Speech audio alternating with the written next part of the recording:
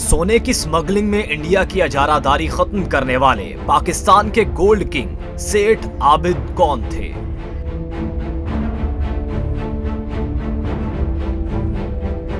दी gold king के नाम से मशहूर सेठ आबिद 8 जनवरी 1933 को पाकिस्तान के जिला कसूर में पैदा हुए। सेठ आबिद के आबाओ अजदाद पाकिस्तान बनने से पहले कसूर में जाने पहचाने ताजिर थे।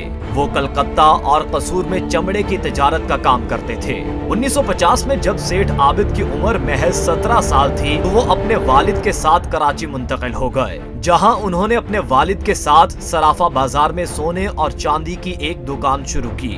सेठ आबिद की जिंदगी का अहम मोड़ तब आया जब उन्होंने कराची के कुछ माहीगीरों से मुलाकात की जो दुबई से कराची में सोने की स्मगलिंग का काम करते थे।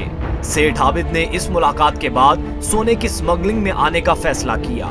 सेठ आबिद ने 50 की दहाई में बड़े कम अरसे में सोने की स्मगलिंग में अपनी अजारादारी कायम की। उन्होंने न सिर्फ कराची की बंदरगाह पर अपना असर रसूख कायम कर लिया, बल्कि वो मुल्क भर की सियासत में भी पसे पर्दा असर अंदाज होने लगे। सेठ आबिद की तूती उस वक्त बोलना शुरू हुई जब वो न सिर्फ पाकिस्तान में बल्कि सरहद के उस पार भारत में भी छा गए। सेठ आबिद स्मगलिंग का वो शातिर बादशाह था जो लंदन, दिल्ली, दुबई और पाकिस्तान समेत मुख्तलिफ ममालिक में अपने खुफिया लोगों की मदद से गोल्ड किंग बन गया था। सेठ आबिद हर साल हज पर भी जाते थे, जहां वो अरब के शेखों के साथ बड़े मजबूत रवाबित कायम कर लेते। उन्होंने पंजाब भर में अपने नेटवर्क के जरिए बहुत से स्मगलिंग एजेंट बना रखे थे जो उन पर जान निछावर करते थे। 1950 और 1960 के दौरान सेठ आबिद की स्मगलिंग की दास्तान पूरी दुनिया में मशहूर हो गई। उनको बाज़ औक़ात रियासत की सरपरस्ती भी मुयस्सर होती थी। इन्हीं 10 सालों के दौरान सेठ आबिद मुख्तलिफ ममालिक में सरमायाकारी और वसी तरीन स्मगलिंग नेटवर्क की वजह से पाकिस्तान के अमीर तरीन शख्स भी बन गए। सन 1970 की दहाई में सेठ आबिद के नेटवर्क को जुल्फ़िकार अली भुट्टो की हुकूमत में शदीद धचका लगा।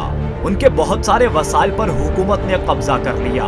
1974 में वो हुआ जो पूरे पाकिस्तान के लिए हैरानकुन था। लाहौर में पंजाब पुलिस ने स्पेशल टास्क फोर्स के जरिए सेठ आबिद के घर छापा मारा।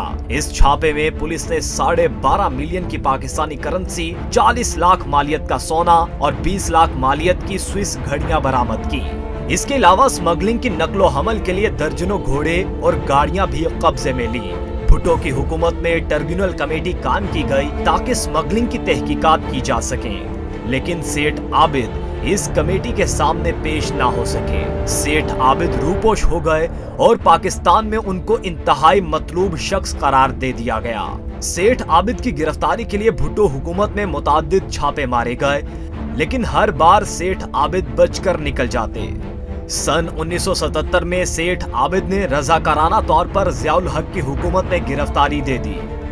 सेठ आबिद ने ज़िया हुकूमत में फलाही काम करने शुरू कर दिए। वो फराख दिली से अस्पतालों और स्कूलों में अतियात देने लगे। पूरे मुल्क में उनकी शोहरत बड़े बिजनेसमैन की बजाय एक नेक दिल इंसान के तौर पर होने लगी। उन्होंने गूंगे बहरे बच्चों के लिए हमजा फाउंडेशन के नाम से एक इदारा भी कायम किया। कहा जाता है कि जब अमेरिकी हुकूमत ने पाकिस्तान पर न्यूक्लियर रीप्रोसेसिंग प्लांट की दरामद पर पाबंदी लगा दी तो सेठ ही थे जिन्होंने न्यूक्लियर रीप्रोसेसिंग प्लांट को फ्रांस से समंदर के जरिए पाकिस्तान पहुंचाया। 2017 में इसकी मजमूई मालियत का तखमीना तकरीबन 3 बिलियन अमेरिकी डॉलर था। जौहरी प्लांट में मदद करने पर सेठ आबिद मुल्क के हीरो के तौर पर सामने आए। शायद वो पहले इंसान थे जो गैर कानूनी तौर पर तिजारत करने के बावजूद पाकिस्तान में हीरो बन गए।